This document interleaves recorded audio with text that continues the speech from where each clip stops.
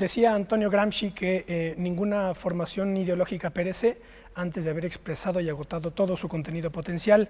Si utilizamos este dispositivo teórico de Gramsci para interpretar la historia de la izquierda mexicana, sobre todo en el siglo XX, podemos identificar tres grandes formaciones: la izquierda comunista, la izquierda del nacionalismo revolucionario cardenista, lombardista, digámoslo así, y la izquierda de la revolución democrática. Más o menos estos tres grandes vectores son los que constituyen la historia de la izquierda mexicana a lo largo del siglo XX. En este programa vamos a analizar cómo estas tres formaciones están tratando de resolver sus propias dialécticas y cómo se incorporan en la dialéctica política nacional a la luz de la coyuntura electoral en la que todavía estamos, porque formalmente todavía no concluye el proceso que está en tribunales.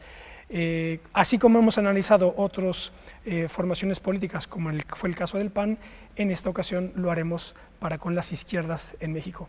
Esto es Plaza de Armas.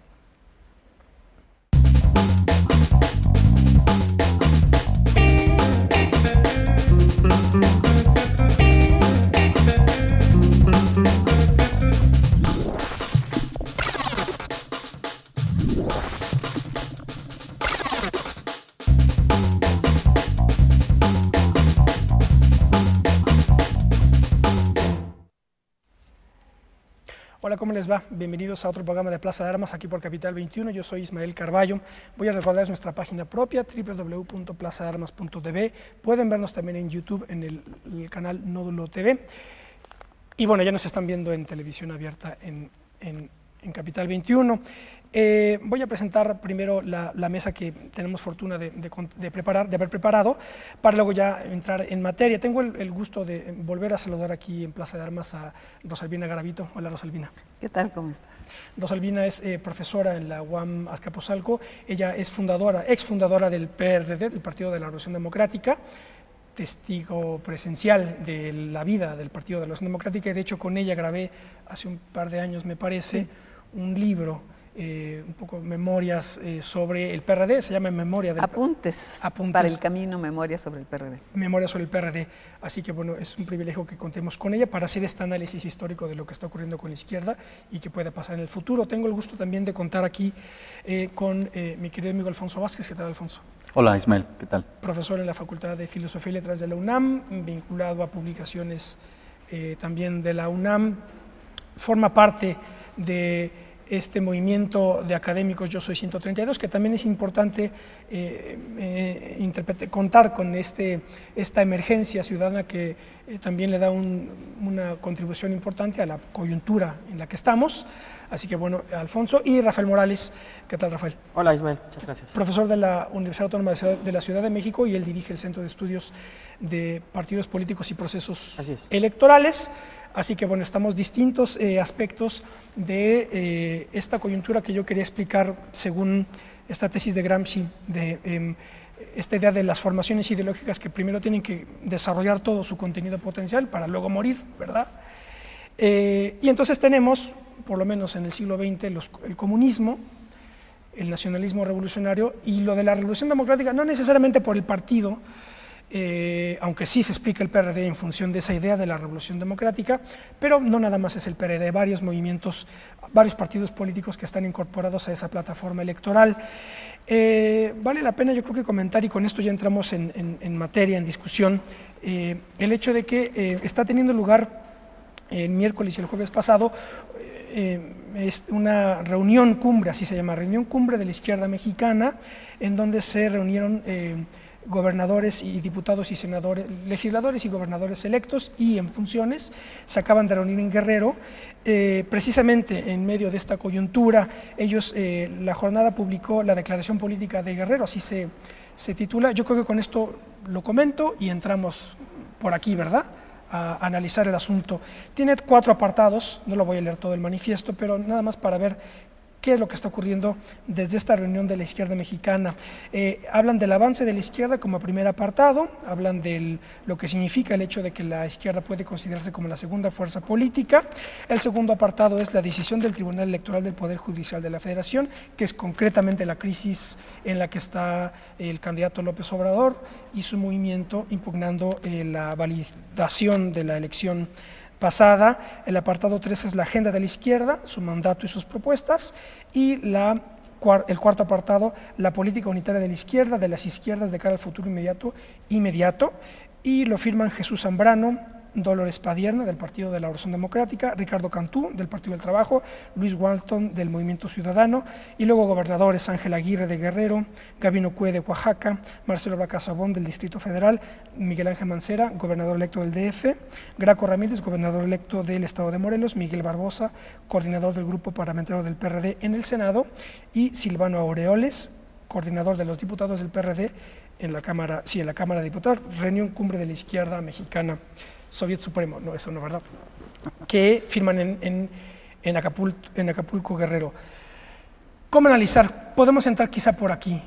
¿Cómo analizar esta cumbre en esta coyuntura para luego ya ampliar el marco y ver históricamente qué balance se puede hacer o se debe hacer de la izquierda? Rosalvina. Sí. Bien, a mí me parece que de nuevo se está constituyendo una coyuntura política fundamental, importante, como fue la del 2006, y como fue la del 2006, también en esta ocasión, el desafío que la realidad le está lanzando, no solo a la izquierda, a la clase política en general, pero ahora estamos reflexionando sobre la izquierda en particular. El desafío es cada fuerza política cómo hace valer, cómo traduce políticamente la cauda de votos que significó este proceso electoral. Un proceso electoral ciertamente viciado de origen, un proceso electoral amañado, un proceso electoral cuya impugnación por parte de esta izquierda pues está sirviendo precisamente para documentar irregularidades y francas ilegalidades de quien ahora tiene la mayoría de votos, el PRI. Entonces, en esta coyuntura, y este evento que estás narrando, Ismael, pues forma parte de la complejidad del momento, en donde yo no estoy tan segura que efectivamente el planteamiento tanto del liderazgo de López Obrador como el de las direcciones de los partidos sea reflexionar sobre la manera en que esos votos, esos millones de votos, que desde mi punto de vista no vienen del 2012, no del 2006, ni siquiera de cuando se fundó el PRD, sino son el producto de larguísimas luchas históricas de distintas expresiones sociales y políticas de la izquierda, cómo entonces esa fuerza histórica y política se va a traducir para efectivamente lograr cambios en beneficio del interés común, del bien común, del interés general, del interés nacional. No alcanzo a ver, a pesar de la algidez del momento, o quizá también por eso, claridad en la reflexión. O sea, me preocupa que de nuevo se coloquen posiciones antagónicas entre movimentismo, el partidismo, etcétera, en donde se puede de nuevo, porque me parece que el 2006 fue una muestra de que se derrochó la fuerza política de la izquierda en una elección en que en realidad el Tribunal Electoral nos dejó en la indefensión de no saber quién ganó, dio su verdad legal, que no necesariamente era la verdad histórica. Entonces, frente a esa indefensión, a mí me parece que se necesitó realmente una reflexión a fondo que no se dio en la izquierda, no se dio en el PRD, precisamente por esta, ¿cómo diríamos? Pues por este abandono de las ideas y por este afianzamiento de liderazgos que no necesariamente promueven ni ciudadanía ni reflexión. Anoto un último punto para la reflexión de esta mesa, que es el de un lastre que yo veo en la izquierda y que se está constituyendo y expresando también en esta coyuntura, que es la idea: si no tenemos la presidencia, no puede haber cambios. Entonces, cuando tienes triunfos, como en realidad fue el triunfo de colocarte en el segundo lugar, a pesar de todas las trapacerías, resulta que, como no tienes la presidencia, entonces pareciera que eres un derrotado político. No, No, esos millones de votos, repito, son producto de esas luchas históricas que tendrían que colocarse en el escenario político para hacer realidad, para impulsar el proyecto político de transformación urgentísima de este país. Son 15.8 millones de votos los que representó la plataforma general. Alfonso, Rafael, quien quiera comentar. Es un mundo de votos. Sí, bastantes votos, incluso mayores que los que se obtuvieron en 2006, ¿no? Me parece. Así es. Lo que apunta Rosalvino pienso que es adecuado.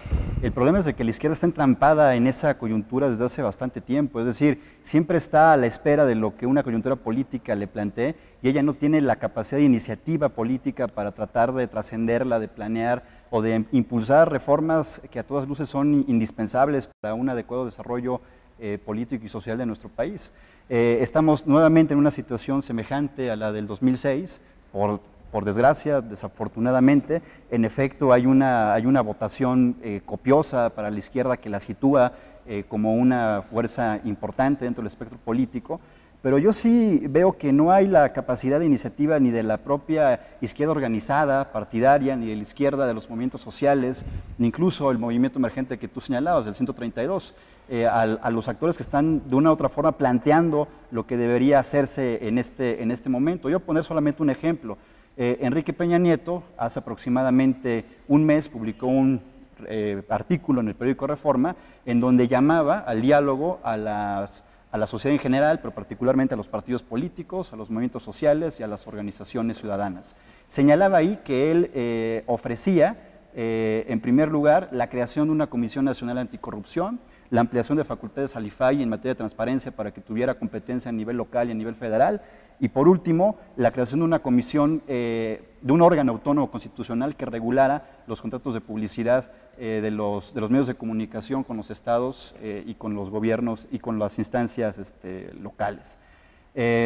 Ante ello, pues hubo un silencio absoluto. Nadie marcó ahí una línea para señalar en primer lugar de que él no puede hacer ningún ofrecimiento, que no es ningún interlocutor, porque el proceso electoral aún no ha acabado, todavía no hay la calificación de la elección presidencial, además de que evidenció pues, que no se llevó a cabo en un ambiente de paz, de legalidad, de libertad, y sobre todo aquí lo importante es de que eso que está ofreciendo no es la concesión generosa a partir de su, digamos que, de su bondad, sino que es el resultado de la movilización social, pero que eso no resuelve los problemas del país. Lo que se requiere es una reforma del Estado de fondo, en donde incluso se plantee un nuevo pacto constitucional y una serie de reformas políticas que vayan más allá de las reformas electorales, que en los últimos años lo que han hecho es impedir el acceso al poder del Estado por parte de la izquierda.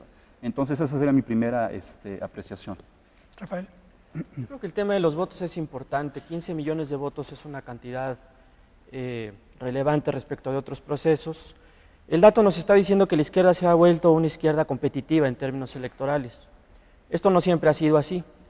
Y ahora, aún con todo ese caudal de votos, la izquierda enfrenta el problema de transformarse en una organización de carácter nacional.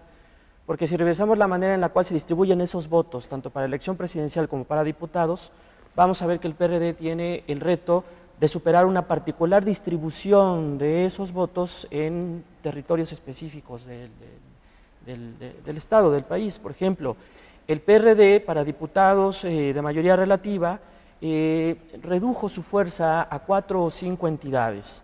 Aproximadamente ganó 70 distritos de mayoría relativa en coalición, pero en el resto de los distritos quedó en segundo lugar en 79, por ejemplo. Entonces hay un problema con la manera en la que se distribuye ese caudal de votos. Hacia el norte el PRD prácticamente no es oferta, quedó en tercer lugar prácticamente todos los estados que están en esa parte del país.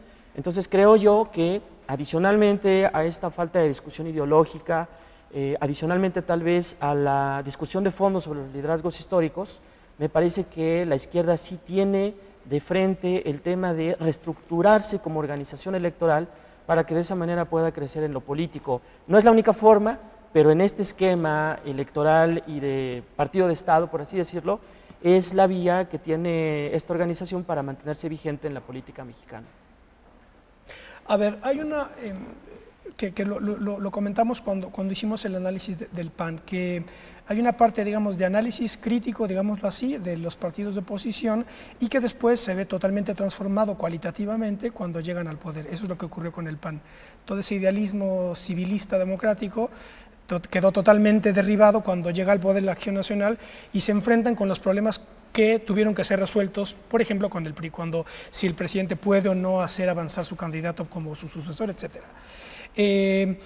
¿Cómo hacer ese análisis similar para con la izquierda? Porque lo que comentábamos en el programa sobre el PAN es si el error era más bien el análisis o la crítica, más que la realidad misma. Esa sería una pregunta que yo pongo aquí sobre la mesa. Es decir, todos estos vicios, se supone, en donde está incurriendo la izquierda una vez que llega al poder, que son los de la burocratización, el entronizamiento, la no discusión de ideas, ¿no son acaso problemas inherentes, inmanentes al ejercicio del poder político?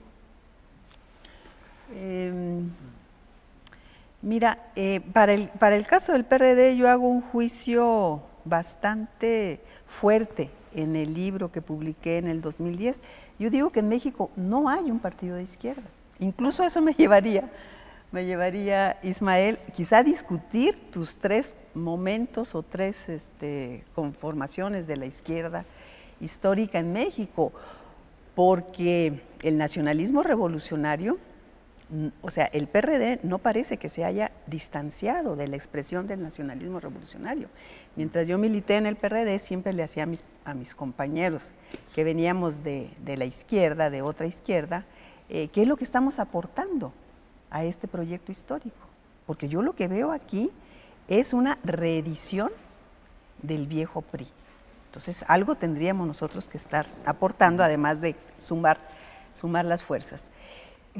No creo que se haya trascendido el problema, o sea, llego también al juicio de decir el PRD es un PRI desplazado del poder. Es un PRI desplazado del poder. Las prácticas internas y en los gobiernos son también, en muchos casos, de manera muy amplia, una reedición de esas prácticas del viejo régimen. El tema que tocaba hace un momento, la fijación con el presidencialismo es también ideológica y política históricamente, es decir, si no se tiene el poder presidencial no se puede hacer nada. Bueno, esa es parte de la manera en que el poder priista se reprodujo en el viejo régimen, en fin.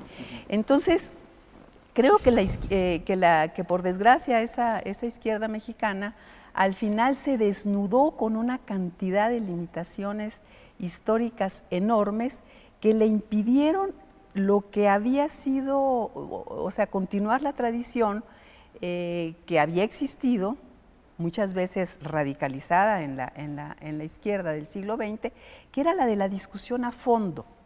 Entonces ahí tienes razón, Ismael, o sea, también una vez que se abren los espacios de poder, para el caso del PRD la tragedia empieza, y yo lo califico, pasa de oposición real a oposición leal en 1996 con la reforma electoral, una vez que se abren espacios para el ejercicio del poder. Entonces se desnuda como simplemente eso, o sea, estoy luchando pero por ocupar un espacio, no por transformar las condiciones en que este país se está desarrollando en todas las dimensiones que pudiéramos mencionar. Se lo come la ambición de poder.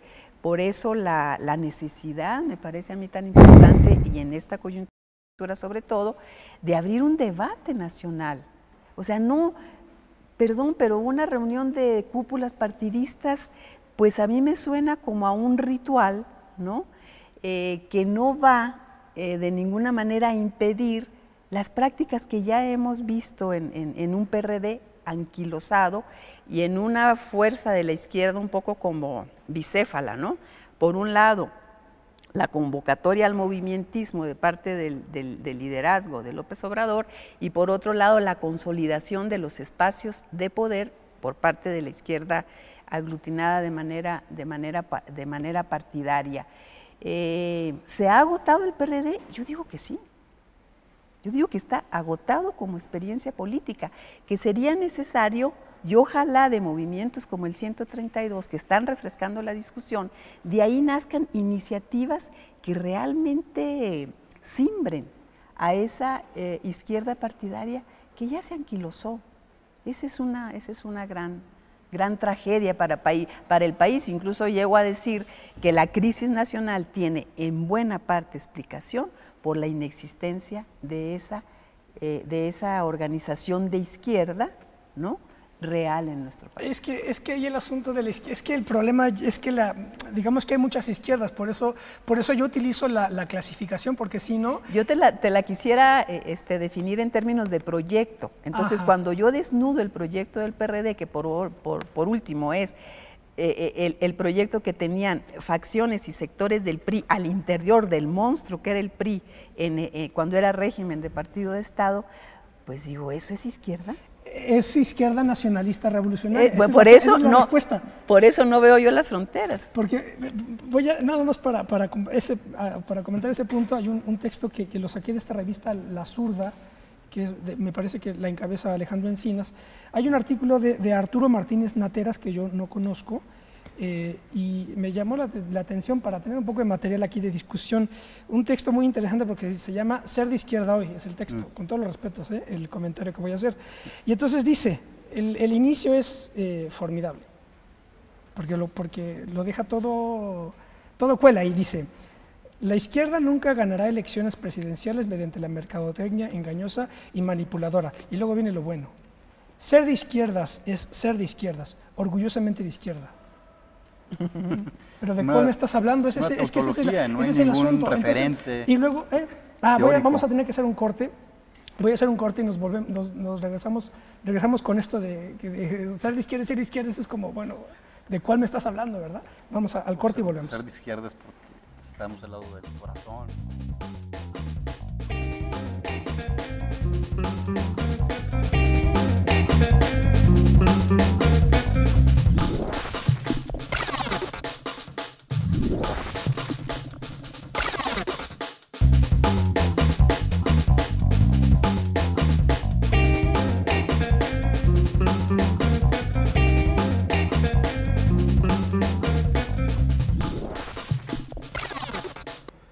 Bueno, ya estamos de vuelta. Esto es Plaza de Armas. Estamos conversando con Rosalvina Garavito, exfundadora del PRD, Alfonso Vázquez de la Facultad de Filosofía y Letras de la UNAM y Rafael Morales de la UACM, tratando de entender lo que está ocurriendo con la izquierda a la luz, trazando un arco histórico, ¿verdad?, para ver, como dice en efecto con justicia Rosalvina, estos triunfos que se manifiestan en los votos que ha tenido la izquierda es una síntesis, es el resultado de una síntesis muy complicada, pero que esto se puede ver desde una perspectiva, digamos, pesimista, ¿verdad?, según la cual solamente teniendo el poder del Estado, de la presidencia, digamos. Porque los otros poderes son parte del Estado y se tiene presencia amplia también, digo, sobre todo en el legislativo, por supuesto. Una perspectiva es pensar que si no se tiene la presidencia, pues esto no puede computarse como un triunfo, y hay otros que dirán, desde una perspectiva no tan pesimista, que como no se puede considerar un triunfo, seguimos avanzando, y bueno, esto es lo que habrá que poner a discusión, ¿no?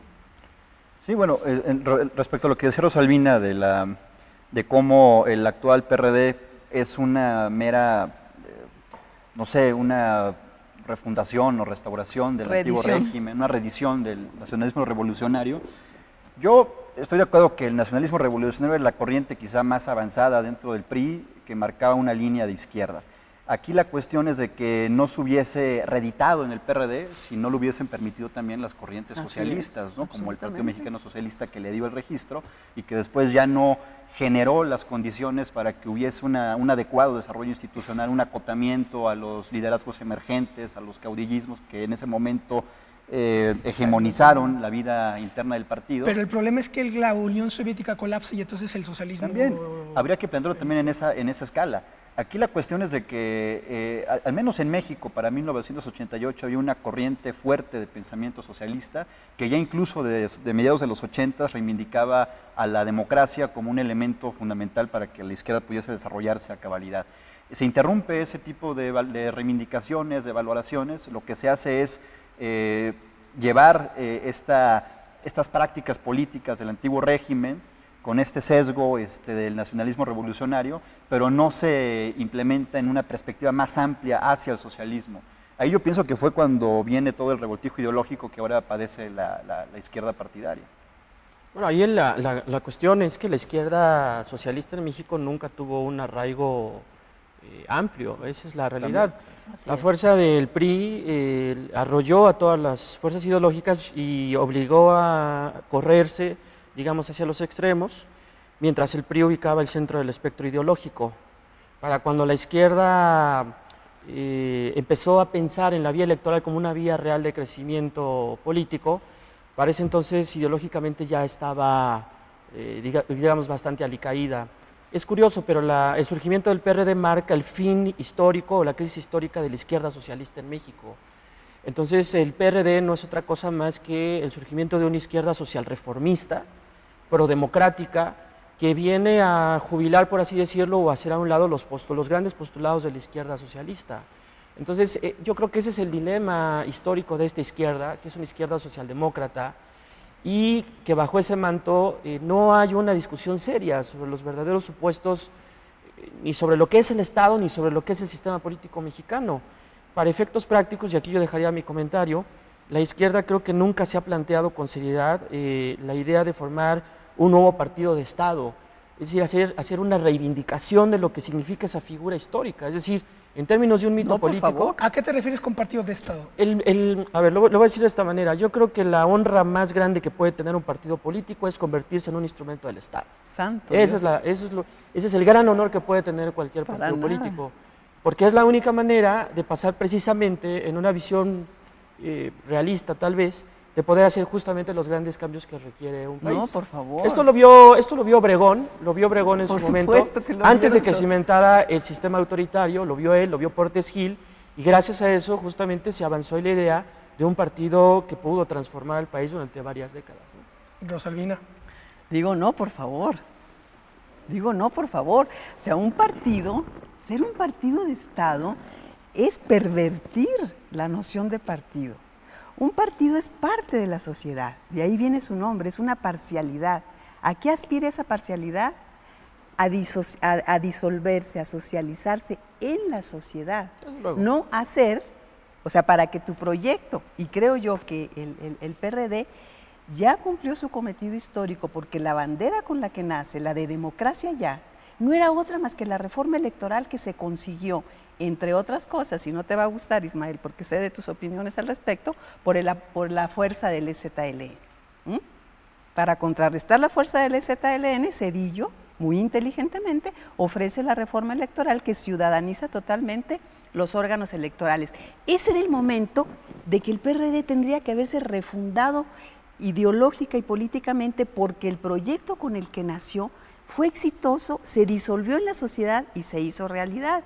Pero lo que dice el compañero, partido de Estado, yo realmente le pongo las cruces, fue lo que tuvimos precisamente en el viejo régimen priista. O sea, el PRI no era un PRI, el PRI no era un partido, el PRI era una dependencia del Estado. Claro, ¿sí? Por supuesto. Era una dependencia del Estado. Entonces, imagínate la desnaturalización de la representación ciudadana y social que puede tener un partido que se confunde, que se mimetiza, del que el Estado lo apropia. Es más, el Estado lo forma desde arriba. ¿Cuál fue la inteligencia de Obregón, de Plutarco Elías Calles, etcétera? Por supuesto que leyeron el momento, la fuerza social y política que venía de la Revolución Mexicana, ¿no? La inteligencia de plasmar un pacto social en la Constitución del 17, y eso es lo que explica todo el desarrollo hasta 1982 de México. Pero obviamente eso se agota, entre otras cosas, por el exacerbado autoritarismo de ese régimen. Yo ni siquiera hablaría del PRI como partido entonces, de ese régimen de partido de Estado. El autoritarismo que nos hizo vivir sucesos como el de la represión del 68. ¿A eso queremos regresar? Por favor, y ahora justamente cuando el PRI regresa, lo que pasa yo pongo todas las cruces. Es que yo no estoy planteando el autoritarismo, ni el regreso del autoritarismo. Pero partido de Estado no te da resquicio. Todos los partidos, de hecho, son partidos de Estado. No son partidos de Estado. Vivimos un esquema de Estado de partidos. No son órganos, o sea, si nosotros leemos el artículo 41 de la Constitución, ¿Qué es un partido? Es un organismo cuya responsabilidad constitucional es promover la vida democrática del país. El Estado lo que tiene como responsabilidad es el de velar por el cumplimiento de absolutamente todos los derechos individuales y sociales que están plasmados en el pacto social y constitucional, que es la Constitución que nos rige. Por favor, no confundamos. Yo creo que se está confundiendo aquí absolutamente. Es interesante el hecho de que, y por polémico, más interesante aún que haya puesto Rafael este comentario del Partido de Estado, porque yo entiendo... Peña Nieto va a estar feliz con la, con la propuesta del compañero. Pero es que el asunto sería, por ejemplo, y que lo comentamos en el programa dedicado a la Acción Nacional, es que lo que ha ofrecido, me parece, históricamente, haciendo un balance histórico, lo que ha ofrecido el PAN como formación histórico-política es su incapacidad precisamente para rearticular las estructuras del Estado, direccionándolas en un sentido distinto al régimen que tanto criticó. Es decir, a mi juicio, haciendo un balance histórico, el Partido Acción Nacional es una muestra de miseria histórica, porque todas sus agendas y toda su agenda ideológica ya la hizo el PRI. Ellos en realidad no hicieron nada. Simplemente estuvieron como oposición leal, que llaman ellos, ¿verdad? Tardan 61 años en llegar al poder, tardan 2 en perderlo y ya están ahí sonrientes diciendo que en 6 años van a volver. Eso es, me parece, la incapacidad de convertirse en una formación que puede rearticular el Estado y dirigirlo históricamente hacia... Yo me imagino que ese es el sentido. Claro, la idea de partido de Estado, pensamos en el Partido Comunista de la Unión Soviética, con el cual yo tampoco tengo problemas porque... No, y con el PRI, que tiene tremendas semejanzas con el Partido de la Unión Soviética. Pero esa es la izquierda, la Unión Soviética. Esa es para mí eso no fue izquierda. Claro, ahí estamos... En cuanto tal, volvemos al asunto de que es la izquierda, ¿verdad? No, y eso no fue ni socialismo, eso fue... Bueno, no sé, quizá la expresión misma de partido de Estado no sea tan adecuada, sobre todo porque obedece a una tipología muy específica, histórica, que la podemos identificar con el antiguo régimen, con el PRI, con otro tipo de experiencias. Es un concepto, independientemente de la formación histórica, es un concepto. Pero pienso que sí es válida la idea de generar una organización política que reivindique de una u otra forma el Estado para que pueda plantearlo como un nivel sumamente importante para el desarrollo de toda nación. Pero en ese sentido también clarificar que un partido, como tú lo señalas, es un instrumento de la sociedad, objeto de interés público, y que tiene justamente una de sus funciones de construir un proyecto para que la sociedad se reconozca en él y que sea la puerta para que pueda acompañar a distintas expresiones hacia un objetivo concreto, cosa que no ha hecho el PRD. Renunció, digo, o en su momento quiso emular esas viejas prácticas priistas a las que tú también te referiste, como una especie de corporativismo, de involucrar a distintos sindicatos, corrientes, etcétera, ofreciéndoles candidaturas. Pero bueno, ahí mostró claramente sus limitaciones, porque el corporativismo, como también lo señalaba Ismael, obedeció a una coyuntura muy específica que fue la de los 30 con Lázaro Cárdenas. Yo no veo otra manera de hacer política en ese momento. No había Bueno, no estamos discutiendo el momento de Cárdenas, ¿no? Yo entendí del compañero que él decía una tarea de la izquierda, y coincido con él, es la transformación del Estado, pero de ahí a mimetizarse con el Estado, confundir un partido con el Estado para transformarlo, por favor. Claro, a lo mejor ahí es un poco sí, por alusiones personales. Quizá sí hay un peso fuerte al hablar de partido de Estado porque nos regresa a la época del autoritarismo priista, pero desde un punto de vista teórico, formal, los partidos pertenecen al Estado, a la estructura del Estado. Cuando yo hablo de reivindicar la figura del partido del Estado, estoy pensando en que el partido sirva a las transformaciones que se dan precisamente en ese nivel. No hay que confundir partido de Estado con partido totalitario. Una acepción no lleva a la otra, ¿no? Cuando yo decía que el mayor honor que puede tener un partido es la de convertirse en un instrumento del Estado, me refiero a que el partido precisamente participa en ese nivel, pero en ningún momento yo hablé de la sustitución de la representación política, el fraude electoral, no me refería en ningún sentido a eso, sino al sentido clásico del partido dentro de la estructura del Estado. Y es que yo creo que aquí estamos metiéndonos en un terreno que me parece muy adecuado hacerlo, ¿cómo decirlo?, de problemáticas de carácter ontológica de la política, no ya nada más del régimen mexicano, que es precisamente, por ejemplo, el ejercicio del poder dentro del Estado, como un partido que aspira a eso, y dos, por ejemplo, otro problema, o dos más, la burocratización inevitable en cualquier... No hay formación que tenga un reglamento que no se burocratice. O sea, tú saca el reglamento de lo que quieras e inmediatamente vas a tener, eso es Weber, los clásicos textos de Weber.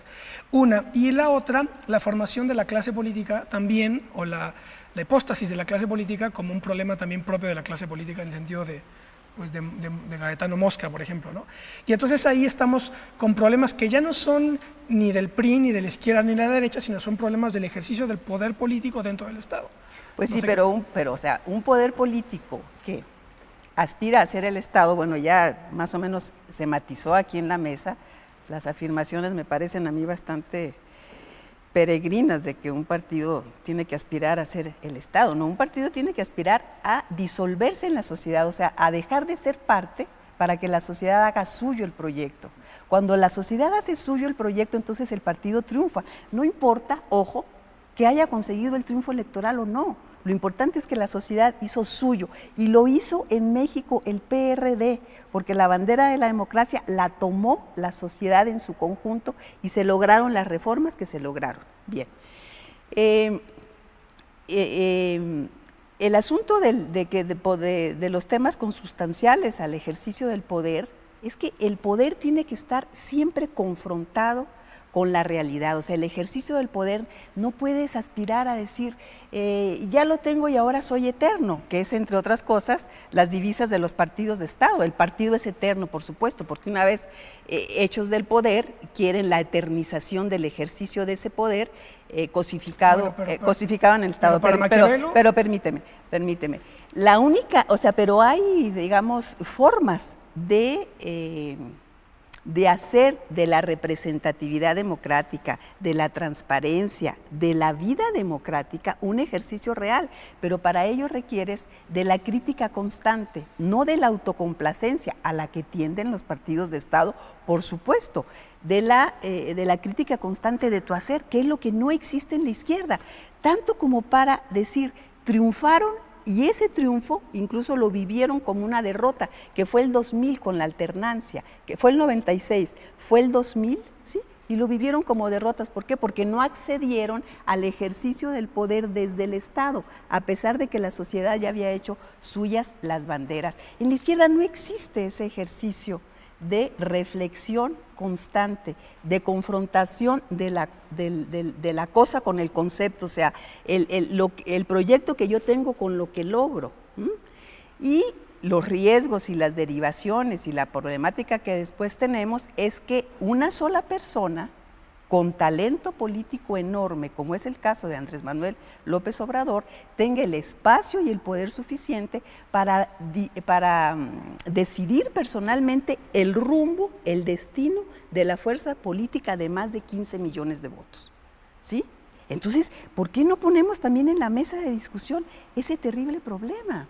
O sea, no la formalidad de cómo, de lo consustancial al ejercicio del poder, sino cómo efectivamente se ejerce el poder en la izquierda y, por supuesto, cómo se ejerce el poder desde el Estado mexicano, ¿cierto? Me parece. No, pues estoy de acuerdo que hay que traducir ese... ¿De acuerdo con quién? Con Rosalvina, estoy de acuerdo con Rosalvina en este momento, de que hay que traducir esa fuerza política en una serie de iniciativas que, en efecto, sin necesidad de estar dentro de un nivel, como puede ser la Presidencia de la República, se puedan impulsar transformaciones adecuadas en la sociedad. Pienso que en el PRD y en la izquierda, tal como está en este momento, no hay un acompañamiento real de la sociedad. En algún momento lo hubo, en este momento está completamente disuelto. Es que eso se dice todo el tiempo, pero lo dicen todos. O sea, yo no sé si el panistas, priistas, todos dicen, vamos a hacer un partido cercano a la gente. Bueno, deja de decirlo ya y piensa si eso es posible o no. A eso voy, porque no digo que lo dejes de decir tú, sino que se deje de decir, repetir todo el tiempo, todo el tiempo están, vamos a hacer un partido cercano a la gente. Pero después aparecen los problemas de la política, de las burocracias. Entonces, me parece, no es lo que no está equivocado el análisis, y hay problemas que son inevitables dentro del ejercicio de la política, me parece. Porque yo lo que observo es que pasa algo muy curioso, que hay muchas veces justificado, porque la clase política está casi llena de pusilánimes, ¿verdad? Bueno, no todos, pero bueno. Pero hay como un desprestigio de la política a través de los políticos. Pero se da una cosa curiosa, que es, hay un repliegue a esa idea de la sociedad civil, como si desde la sociedad civil surgieran las soluciones, pero se considera que la sociedad civil es una totalidad homogénea, ¿verdad?, que puede tener una voluntad general, y eso es falso. La sociedad está totalmente fragmentada, y en realidad las contradicciones del sistema político son las de la sociedad civil. Entonces tú tienes a un zapatista, a Javier Sicilia, o a un burgués de Polanco diciendo, yo no voto, yo no quiero los políticos. El burgués de Polanco te dirá, yo soy ciudadano, ¿verdad? El zapatista te dirá, yo soy parte del pueblo, ¿verdad? Y Javier Sicilia no sé qué dice, ¿verdad? O va besando a la gente, en plan Savonarola. Entonces, claro, ahí el asunto es, la política ya solamente se resuelve desde la sociedad civil, y eso me parece un error de análisis. Bueno, sí, no sé qué piensas. No, yo estoy de acuerdo, pero yo pienso que los partidos sí tienen que ser instrumentos de la sociedad, instrumentos para que los sectores de la sociedad que se identifican con ellos, en ese sentido, hablar de izquierda es cómo se representan unas ciertas clases, unos ciertos sectores, pero cómo ese proyecto puede ser alcanzado por la mayoría, puede ser lo suyo la mayoría de la población. En ese sentido, un partido tiene que ser un instrumento de la sociedad, tiene que renovar sus cuadros y en ese sentido revalorar la figura del Estado. Cosa que no se ha visto en el PRD, no hay una renovación de cuadros, no veo una nueva generación de políticos que estén realmente haciendo una carrera, impulsándose desde la estructura partidaria y que realmente tengan sobre todo una ideología clara, que no ha habido una discusión en los últimos 21 años, es decir, ya es algo que está sumamente planteado en la propia izquierda, la falta de discusión ideológica, la falta de formación de cuadros, las mismas reproducciones de las prácticas políticas que hacen que justamente que la conquista de ciertos gobiernos locales o estatales no puedan verse como modelos de gobierno para ser impulsados en otro tipo de plano o en otro tipo de escala. Es ahí cuando la experiencia de gobierno de la izquierda se hace sumamente pobre y se hace, desde mi perspectiva, también sumamente miserable. Y es ahí cuando la gente pues, no se reconoce en ninguna institución partidaria y cuando surgen movimientos que más o menos tratan de dar una cierta orientación, la gente se pliega a ellos. Pero eso habla de toda la miseria intelectual en la que estamos también. Es decir, es una serie de concatenaciones, ¿no? de factores que están ahí. Pues es que lo que aquí es un problema es la idea de representación, que eso no está resuelto. No hay una representación unívoca, me parece. Entonces, cuando alguien dice, no, es que este no me representa, pues tú a mí tampoco. O sea, no hay manera de que haya una representación, ¿verdad?, unívoca. Eso... Me parece que luego, por eso digo, los análisis, lo que se pide es el problema, que no se pide, digo, que no se puede lograr. Pero vamos a tener que hacer un corte más y volvemos al tercer bloque. No se vayan, que esto está bueno.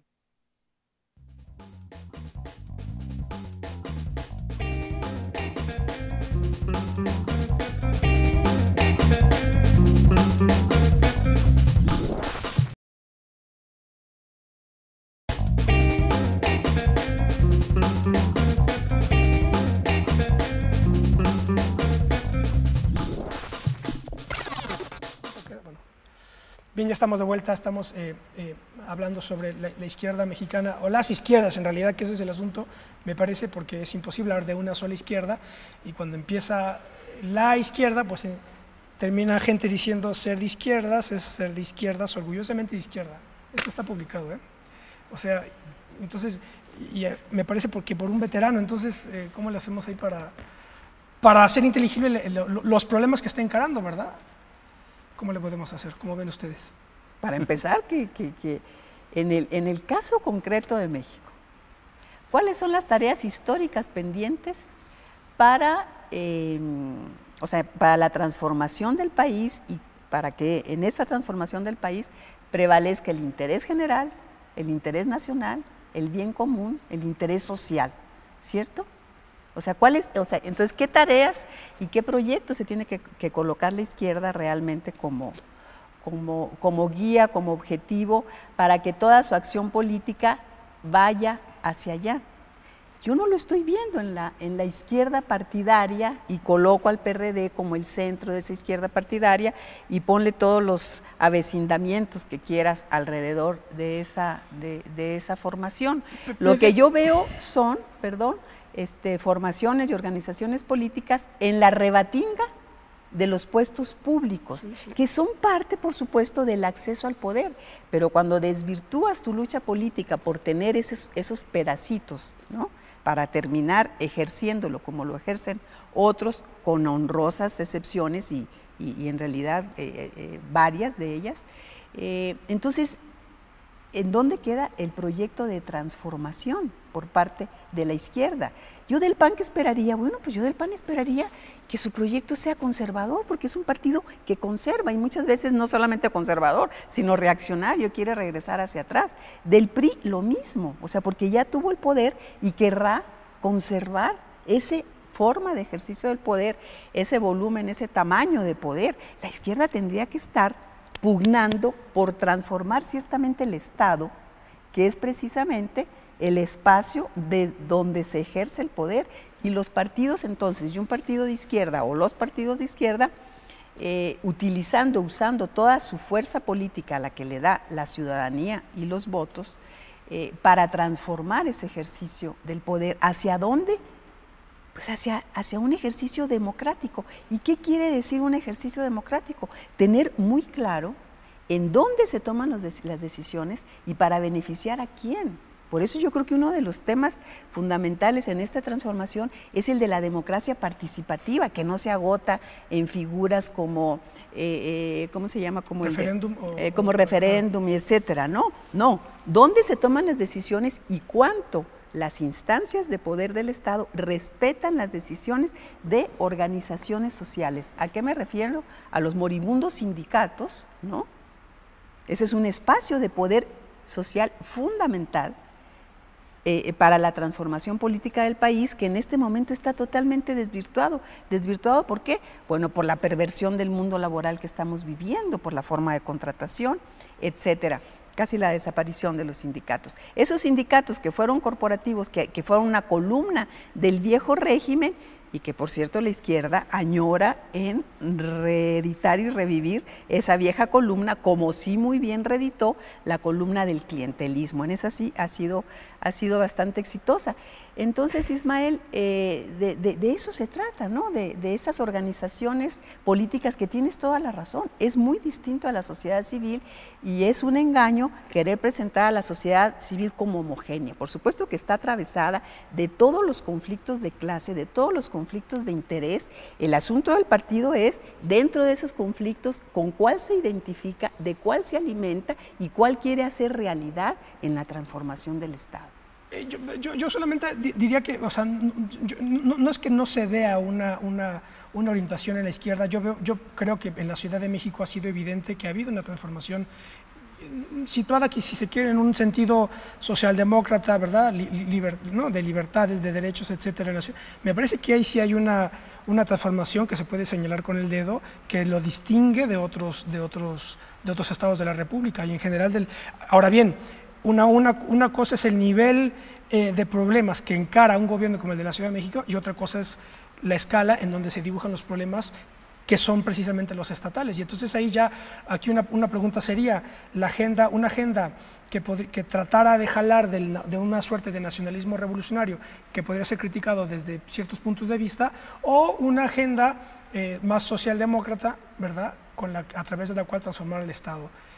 Ahí yo veo dos planteamientos concretos, al margen de todos los problemas ya, digamos, operativos, metodológicos de la práctica de los partidos, pero por lo menos yo veo ahí dos cuadros de coordenadas, un poco socialdemocracia y nacionalismo revolucionario. Muchos lo consideran anacrónico, ¿no?, heredero del viejo régimen. No sé qué piensan. Yo creo que ya llegará el tiempo en el que podamos discutir los problemas de la política dentro del Estado, de la clase política dentro del Estado de partidos, cuando tomemos distancia del autoritarismo priista y podamos verlo eso sin miedo, ¿no?